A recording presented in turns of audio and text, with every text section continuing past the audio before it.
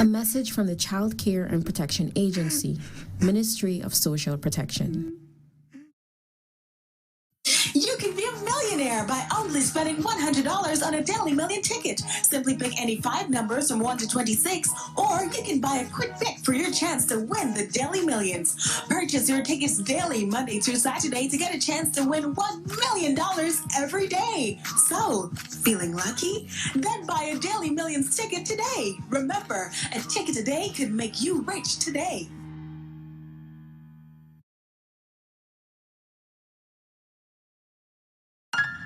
At Sofa Plus, you can create a home you love. There is a style for everyone at a price anyone can afford.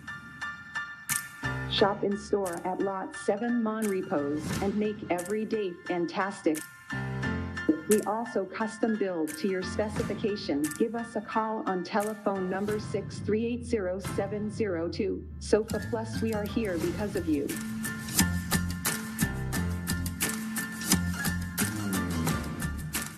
It's the most wonderful time of the year, and we're celebrating with big savings on smartphones, starting as low as $16,500 for the Samsung A06 and $26,500 for the Samsung A16 and $40,500 for the A26. But wait, there's more. Get 1 month free data with your new phone to keep you close to loved ones near and far. Offer available while stocks last. Visit a Digicel store today and unwrap the gift of real connections. Digicel. Alexander, aka Dello, presents his Scorpio birth anniversary $1 million extravaganza domino competition on November 22 and 23, 2025 at Transport Sports Complex, Thomas Lands, Georgetown. 6 games, 6 sittings, 2 in 1 out. 5 p.m. sharp. All prizes guaranteed. Contact Jumby on 6598672 and Barbara on 6638280.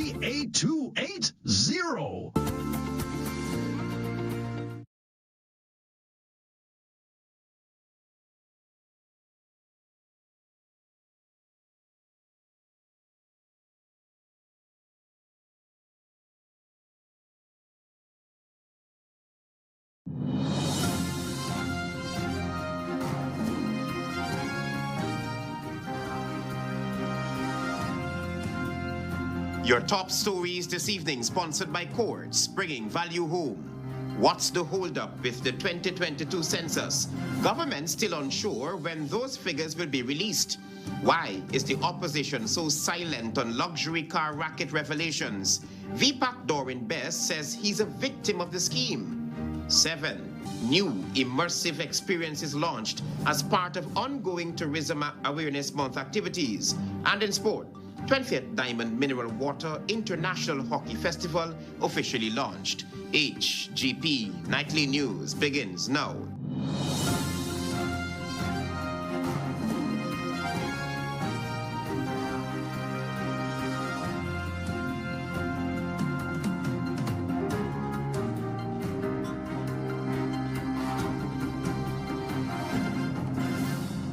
Good evening to our viewers here in Guyana and online. I'm Travis Chase with the Wednesday, November 26 edition of the HGP Nightly News. We have what you need to know this evening. We begin first up by telling you that government is not yet sure when the data relative to the 2022 population and housing census will be released. A senior government minister was pressed for answers on this issue. Here's more. Senior Minister with responsibility for finance in the Office of the President, Dr. Ashni Singh, said on Monday that he's still awaiting a definitive update on the overdue 2022 population and housing census, emphasizing that government is also eager for the final report to be made public. You're absolutely correct. This is very high on my agenda for discussion with the chief statistician, because I too would like to see it concluded in this year. The minister, who was speaking briefly with reporters at the Marriott Hotel, acknowledged that he does not yet know the reason behind the more than 3-year delay. He explained that he intends to raise the matter directly with Guyana's chief statistician. I need to have an engagement with the chief statistician to find out where it is, because we as a government would like it to be concluded and issued very soon. Despite the census being completed in 2022, not even preliminary results have been published. Pressed on when he last engaged the Bureau, the minister said that meeting would happen very soon. Well, I'm going to have that engagement very soon with him. The Bureau of Statistics' last update came in October of 2024, promising that early findings would be released soon, but a year has since passed with no disclosure. While the Bureau has dismissed political interference allegations as simply erroneous, it has attributed the setback to its focus on data accuracy and pointed out that several Caribbean states, Barbados, Grenada, Dominica, Jamaica, and St. Lucia, have all recorded lengthy census delays. The Bureau maintains that it remains committed to producing results that meet recognized statistical standards, noting that it operates as a semi-autonomous body under the Statistics Act of 1965 and the principles of the United Nations. Travis Chase, HGP Nightly News. Meanwhile, Senior Minister with responsibility for finance, Dr. Ashley Singh, announced that work on Budget 2026 is progressing well, with initial proposals submitted by ministries, while ongoing stakeholder consultations continue. That comprehensive agenda was reflected in our manifesto, which addressed both the overarching framework and vision, the bold and exciting vision of our president. Work has certainly already started on budget preparation. The various ministries and government agencies have already prepared their respective budget submissions. That was Senior Minister with responsibility for finance in the Office of the President, Dr. Ashley Singh, speaking to reporters on the sidelines of the UK-Ghana Trade Mission event.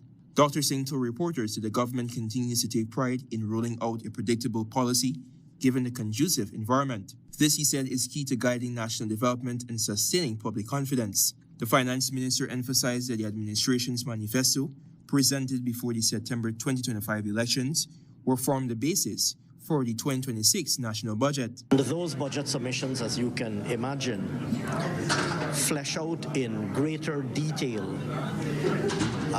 the commitments that would have been given in the manifesto. According to the minister, this approach by the Ministry of Finance and other partner agencies will formulate the policy direction and spending priorities for the upcoming fiscal year. As the government continues to trumpet its development plan nationally, the 2022 Population and Housing Census, which is a key driver of the decision-making process as it relates to policy and economic advancement, is yet to be made public. This data is critical for planning across every level of government, business, academia, and civil society. Yet 2 years on, Guyanese are still waiting on that data. Antonio Day, reporting for the HGP Nightly News. Our developing story now, an outspoken politician has revealed that he's a victim of the luxury car racket operating in Guyana. That politician is also questioning the deafening silence from some quarters of the combined opposition. Chairman of the Vigilant Political Action Committee, DORWAIN BESS, has revealed that he himself is a victim of the unfolding luxury car racket revelations gripping national attention. BESS describes how high-end vehicles were retagged, altered, and passed through the system with fraudulent VINs, costing consumers millions and depriving the state of significant revenue. If those cars are being imported through a loophole, then obviously that facility, those funds are not going into the government's coffer. Now, why am I so confident? Because I myself, Travis, is a victim to one of these crimes. I purchased a Range Rover from one of these high-end luxury car dealerships. Maybe, I'm not sure if it's the same one you're referring to. And I'm prepared to share my story, and I'm prepared to meet with any investigator locally or internationally. The outspoken politician is now openly questioning the deafening silence of sections of the political opposition, saying that in the face of such a massive transnational scheme, the country deserves to know why those who usually speak on corruption have suddenly gone quiet.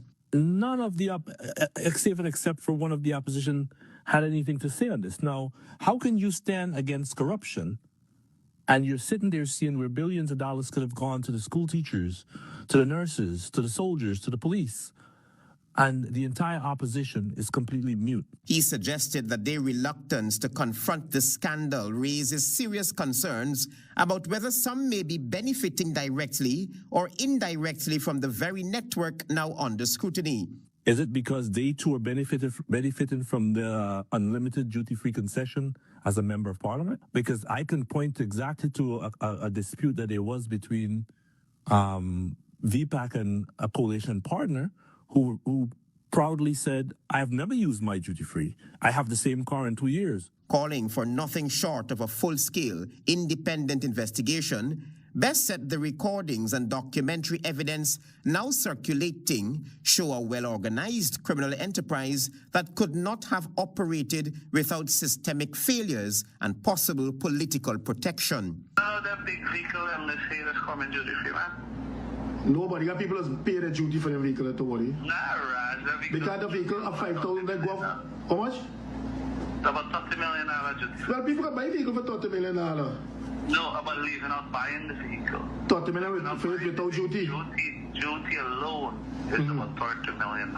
He insists the Guyanese people must demand answers as investigators probe what may be one of the largest vehicle fraud and duty evasion operation in Guyana's history. Travis Chase, HGP Nightly News. Stay with us. You're watching the HGP Nightly News. It's the Black Friday sale at Courts for one day only, November 28th from 6 a.m. to 10 p.m. Don't miss out. Up to 80% off store-wide on select furniture, appliances, and electronics. Plus, free gifts with select purchases and an exciting day of Black Friday deals. Shop now and pay later with Courts Ready Finance. Grab these deals before they're gone. Don't miss the Black Friday sale. Only at Courts. Bringing value home. Offer valid November 28th, 2025. Welcome to SNL Electrical Inc., where lighting and electrical needs are met with expertise and style. From the latest in electrical lamps to durable cables, circuit breakers, panels, we have it all. Illuminate your space with our elegant chandeliers, stunning crystal lights, and versatile pole lights. Looking to upgrade your comfort? Explore top-of-the-line AC units and our diverse selections of stylish styles. Visit us at 170-180 Thomas Street, Kitty, Georgetown. Discover a solution that not only lights up your world but transforms it. Call us on telephone number 226-3018 or 223-1634. SNL Electrical Inc., powering your life with elegance, quality, and care.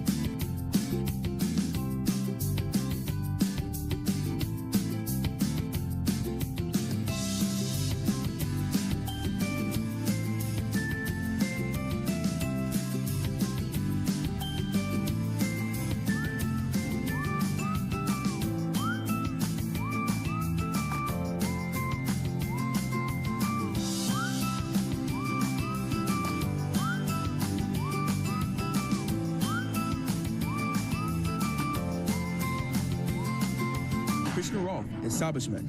No job is too small or too large. We specialize in all types of fabricating machinery, excavator repairs, rice field pumps, and hydraulic hoses. Visit us at Lot 113, Block CC, Manripo, East Coast, Marara, or call 220-9624, 629-4021, or 619-7880. At Krishna Roth Establishment, no job is too small or too large.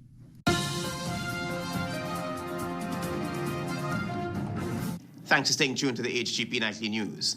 To push the envelope in promoting academic discourses in spaces that challenge policies and research-based methods, one media personality has devised the TEDx Turkeyen platform to champion this cause. Antonio Day reports. Janelle Passad, curator of TEDx Turkeyen, is on a mission to challenge policies and research-based methods and academic discourses through a dynamic and timely platform, yearning for new ideas, civil reflection, and visionary thinking. The TEDx Turkeyen event was initially set for August 29, 2025 at the George Walcott Lecture Theatre, University of Guyana, but was subsequently postponed. Prasad, during an exclusive interview with Nightly News, outlined the main objectives of this initiative. When you think about research and how it's presented, there's tons of technical information, like in research. You've been at UG, you've seen what that's like. It's like very technical. So I was thinking, how can I help to build the capacity of the researchers and help them to present, using my comms background, to help them to present their findings from their research in a way that the average Guyanese citizen would be interested in. Grounded in the respected TED model, Prasad emphasized that TEDx Turkeyen unites thinkers, builders, and everyday Guyanese with remarkable stories. The media personality discussed the inspiration and genesis of the name TEDx Turkeyen. The University of Guyana, it's my university for both my first and second degrees, and it's the place where most of my bold and crazy and not so crazy ideas were formed. So Turkeyen is the area where the UG is, and I thought that that would be a great place. So TEDx Turkeyen. The TEDx initiative will also serve as a launchpad for the Ghana Academic Exchange, another quarterly public discourse which places emphasis on academic research and lived experiences in shaping national development. Her recent participation at TEDx 2025 in Atlanta, Georgia, was a fulfilling experience that has both renewed and enabled her to add more value to her platform. There were people, like I said, doing things within their communities, and I was able to see how they're doing it, to learn from their experiences, to learn from their challenges, how they overcame those challenges, and to share my own. And people were excited to hear about the work that we're hoping to do in Guyana as well. TEDx Turkeyen is an independently organized TEDx event, licensed by TED, an American-Canadian non-profit media organization that posts international talks online for free distribution under the slogan, "Ideas Change Everything." Prasad noted that the inaugural event, slated for next year, will feature speakers addressing inclusive democracy, justice, youth entrepreneurship, indigenous language preservation, and education in a changing world. Antonio Day reporting for the HGP Nightly News. A police officer took the stand on Wednesday as the court examined key video evidence on day 46 of the ongoing election fraud trial. Find out more from Tiana Cole. Day 46 of the election fraud trial continued on Wednesday before Acting Chief Magistrate Faith McGusty in the Georgetown Magistrates Court. Police Officer Junior Blair testified that on August 24, 2020, while on duty, he was instructed by the officer in charge of the Major Crimes Unit to meet Bibi Anisha Mohammed. Mohammed handed him a phone containing 16 video files, which he downloaded onto his laptop, placed in a folder, and transferred onto a disk. When the prosecution sought to have the disk admitted into evidence, defense attorney Ronald Daniels objected, noting that the defense needed an opportunity to review the contents first. Magistrate McGusty commented on the status of disclosure, noting that the court had received no communication from the defense, which was to be done by 1500 hours on Tuesday, regarding any missing documents. She pointed out that records before the court show statements filed on June 15, 2020 were uplifted by defense attorney U.C. Anderson, and she emphasized their intention for the matter to proceed without unnecessary delays. The court then moved into a voir dire where Detective Sergeant Alwyn Jones, a videographer, testified about conducting a video interview with Enrique Liven during a confrontation with former Minister Rupson Ben. Jones was later cross-examined by attorney Anderson. The defense also indicated that the copies of Mohammed's spreadsheet evidence were unclear. Fresh copies were printed and distributed during the afternoon session. Mohammed is expected to return to the stand on November 27 to conclude her testimony and face cross-examination. The charges stem from investigations into alleged attempts to manipulate the 2020 election results. The defendants face 19 conspiracy-related charges, and the prosecution plans to call approximately 73 witnesses during the trial. Tiana Cole reporting for the HGP Nightly News. The government has launched a major new initiative aimed at strengthening gender equality and reducing discrimination in workplaces across Guyana. Here again is Tiana Cole. The Ministry of Human Services and Social Security, in partnership with the Ministry of Labor and Manpower Planning and the Ministry of Public Service and Government Efficiency and Implementation, on Wednesday launched the National Gender Equality and Empowerment Seal. The landmark initiative aims to strengthen gender mainstreaming and prevent sexual and gender-based discrimination and violence within workplaces throughout Guyana.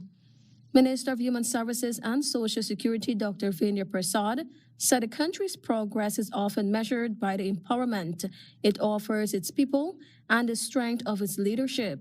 She stressed that a gender seal is not just a policy, but an actionable program with measurable indicators. And we need to also let men and women know it must not be because it is a quota system that you get your space and place. It must be on merit.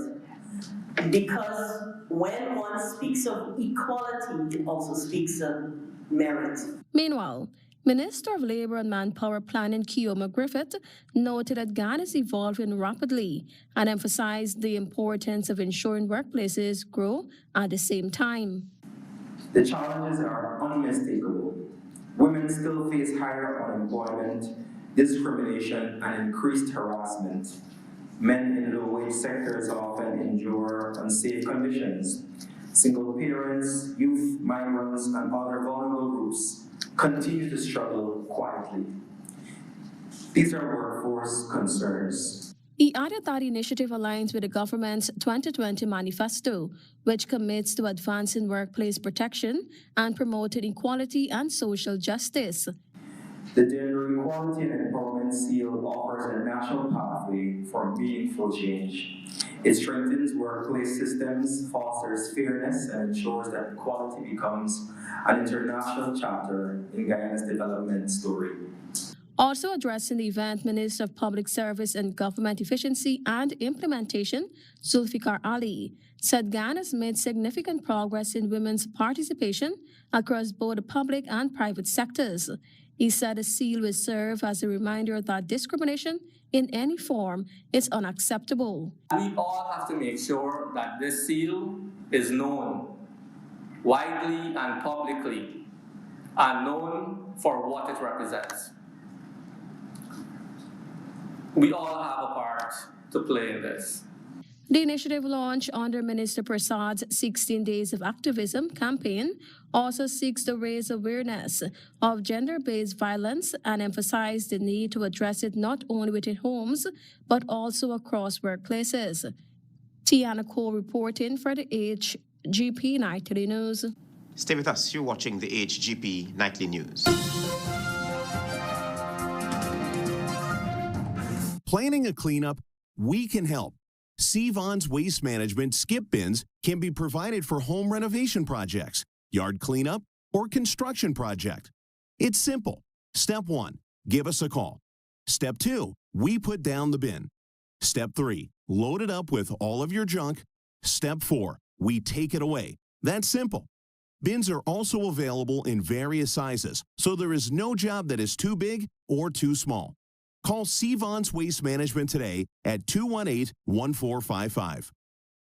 It's the most wonderful time of the year, and we're celebrating with big savings on smartphones, starting as low as $16,500 for the Samsung A06 and $26,500 for the Samsung A16 and $40,500 for the A26. But wait, there's more. Get 1 month free data with your new phone to keep you close to loved ones near and far. Offer available while stocks last. Visit a Digicel store today and unwrap the gift of real connections. Digicel. Survival Supermarket's 15th anniversary senior citizen sale is on November 26th this year. If you're 55 and older, you'll get a 10% discount throughout the supermarket, except alcohol and tobacco products. And when senior citizens shop $10,000 and over at Survival on November 26th, you'll get the whopping 10% discount, a free gift, and a Survival shopping bag too. Yes, Survival Supermarket's 15th anniversary senior citizen sale. It's on November 26th. Don't you miss it. It's the Black Friday sale at Courts for one day only, November 28th from 6 a.m. to 10 p.m. Don't miss out. Up to 80% off store-wide on select furniture, appliances, and electronics. Plus, free gifts with select purchases and an exciting day of Black Friday deals. Shop now and pay later with Courts Ready Finance. Grab these deals before they're gone. Don't miss the Black Friday sale. Only at Courts. Bringing value home. Offer valid November 28th, 2025.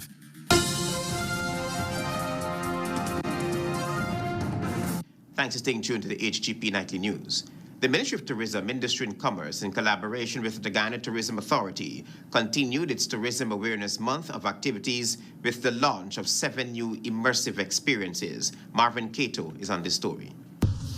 7 new tourism experiences designed to enhance visitors' connections with Guyana's culture and landscapes were launched yesterday as the drive towards enhancing and bettering Guyana's tourism offerings continued. The new products were revealed at the tourism product launch and cocktail evening at the Artichon Convention Center on Tuesday. The event brought together operators, partners, and key stakeholders for an evening that showcased innovation and growth across the tourism sector. Delivering the feature address, Minister of Tourism, Industry and Commerce, Susan Rodriguez, was keen to highlight the ongoing transformation of Guyana's tourism landscape and its potential to become one of the major pillars of the national economy. And so, in the next 5 years, we will be ensuring, and I can speak on behalf of the government of Guyana, that we grow and build the tourism sector. She reminded that the government remains committed in supporting tour operators as small businesses as part of its policy on small business development. Activities, Tourism Awareness Month. We've started the campaign, as I said, that tourism is everybody's business. We started a low budget campaign, but we're hoping to expand this campaign. Director of Guyana Tourism Authority, Kamrul Bash, during his remarks, emphasized the authority's focus on product development and the continued emphasis on experiential tourism. Within the last 5 years, the number of tour operators have doubled from around 25 to 50. And the new crop of operators have really been quite innovative. The program featured presentations from operators introducing the new tourism products, Bush Bar and Bites, Kumaru Expedition, Got Taste, Kids Botania Tour, Cook Like a Guyanese Tour, Celebrating the Coconut, and Guyana Flying Dress. These additions reflect a broader national push to diversify offerings, support community-led tourism initiatives, and create meaningful experiences for both locals and visitors. A key moment during the event was the signing of an MOU between the Wanderlust Adventures Guyana and the Carnegie School of Home Economics to further propel culinary tourism in Guyana. Marvin Cato reporting for HGP Nightly News. Stay tuned for regional news.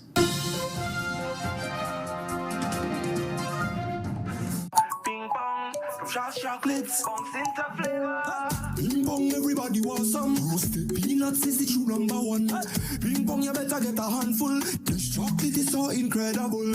What's this snack everybody craves for? Ping pong, bongs into flavor. Chocolate coated peanuts, delicious top class A+.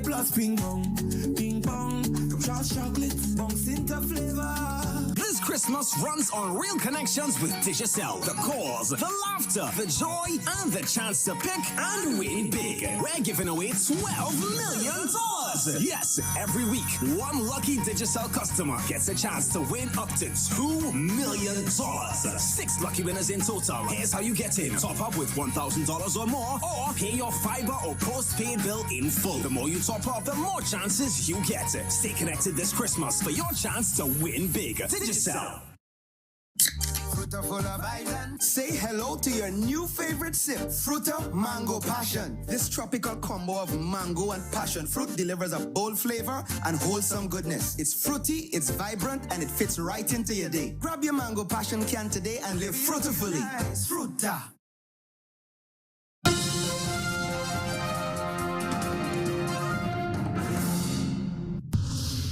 Good evening and welcome to Wednesday's edition of the Regional News.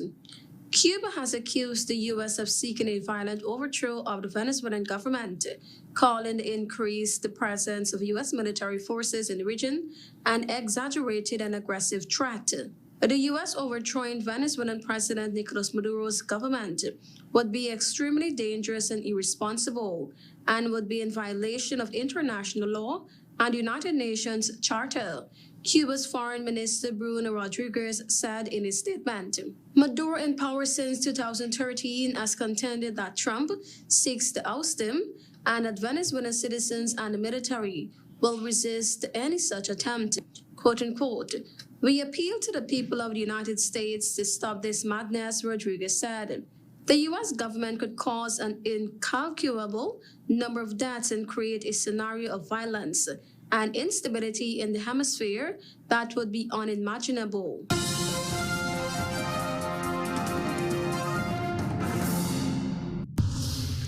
Brazil's Supreme Court on Tuesday ordered former far-right President Jair Bolsonaro to begin a 27-year prison sentence for a coup plot against his successor, a climax of 2 years of political turmoil and legal battles over his contentious legacy in Brazilian democracy. The top court formally concluded a case against Bolsonaro yesterday, making his conviction final, pending confirmation by a 4-member Supreme Court panel in the evening. The panel already rejected his appeal this month. Justice Alexander de Moraes told Bolsonaro to start serving his sentence in the Federal Police Superintendency in Brasilia, where he has been detained since Saturday after he tampered with his ankle monitor while under house arrest in a separate case. The decision was the latest setback for a politician who rose from fringe far-right to presidency in 2019, reshaping national debates with a populist style, appeals to military nostalgia, and polarizing stance that left the country deeply divided. Since leaving office in 2022, Bolsonaro has now been convicted, barred from public office, and abandoned by one-time ally U.S. President Donald Trump, who has started reversing steep tariffs imposed to punish Bolsonaro's prosecution.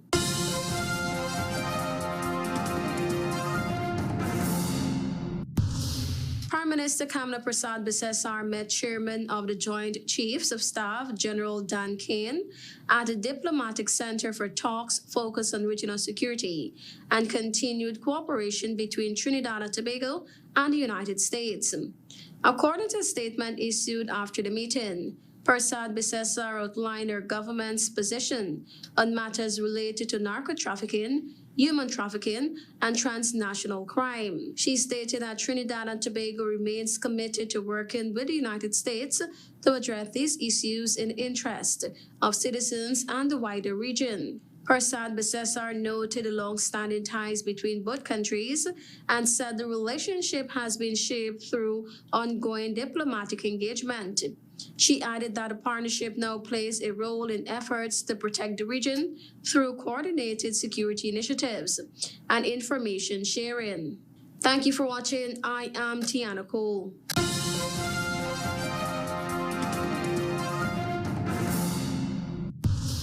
Delvin Neblet is up next with HGP's Sports Pulse.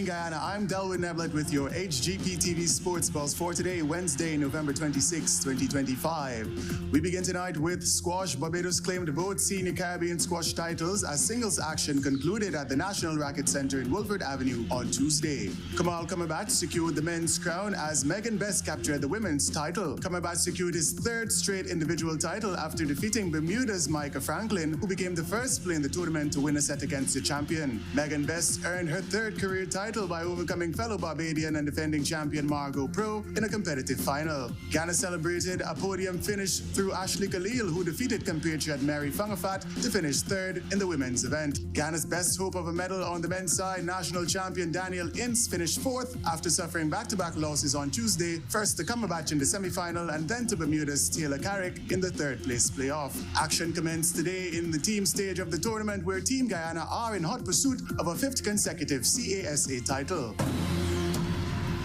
Moving into hockey, the 20th Diamond Mineral Water International Hockey Festival was officially launched by the Guyana Hockey Board at the Cliff Anderson Sports Hall on Tuesday. Scheduled for November 27 to 30, this year's tournament will feature top Guyanese clubs Old Fort, Pepsi Hikers, GCC, and Saints competing against visiting teams from Trinidad and Tobago. Present at Tuesday's launch were Guyana Hockey Board Vice President Trisha Fiku, DDL Brand Executive Ravina Mangal, and Answer McCall Brand Executive Tristan Freeman. The Trophy Sol and the Ministry of Culture, Youth and Sport have also given their support to the event. Teams will compete for a combined purse of US $10,000 across the men's, women's, Masters over 40 and Masters over 50 categories. The addition of the two veteran categories connects to preparations for the 2026 Indoor Hockey World Cup in Nottingham, for which the Ghana Hockey Board plans to field multiple age group teams, including a women's squad.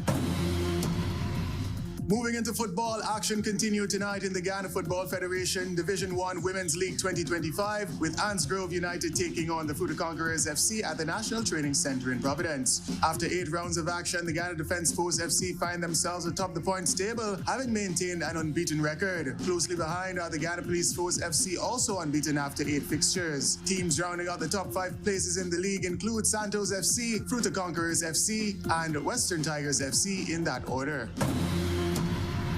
Moving into cricket, the Ghana Harpy Eagles were the victim of yet another no result as action resumed in the 2025 Cricket West Indies Regional Super 50 Cup at the Queen's Park Oval on Tuesday. Going up against the Leeward Island Hurricanes, the match was forcibly abandoned due to the inclement weather, without a solitary delivery being bowled. This marks the 3rd time in 4 matches that the rains have completely washed out the Harpy Eagles fixtures. Ghana will be hoping for better fortunes as they are scheduled to take on the Barbados Pride at the Sir Frank Worrell Memorial Ground in St. Augustine on Thursday. And finally, in cricket, ahead of the first test at the Hagley Oval in Christchurch on December 1st, the West Indies commenced a 2-day warm-up match against a New Zealand Select 11 on Tuesday. Winning the toss and batting first, the Windies reached 346 for 5 from 96 overs at the end of day 1. Ghana's very own Tejaran Chandapal top scored with a patient 85 from 211 deliveries, as both Brandon King and John Campbell played well for 79 and 68 respectively. Kaveem Hodge remained unbeaten on 55 from 102. Thomas O'Connor, Toby Hart, Jaden Lennox, and Rahman Hekmat each picked up 1 wicket for the Select 11. That's it for this edition of the HGP TV Sports Pulse. I'm Delwyn Neblet, reminding you to stay in the game. What's the hold-up with the 2022 census? Government still unsure when those figures will be released. Why is the opposition so silent on luxury car racket revelations? V-PAC's DORWAIN Best says he's a victim of the scheme. 7 new immersive experiences launched as part of ongoing Tourism Awareness Month activities. And in sport, 20th Diamond Mineral Water International Hockey Festival officially launched. Those are our major headlines. For these stories and more, please go to our website. It's www.hgptv.com. I'm Travis Chase. Thanks for watching. Goodbye.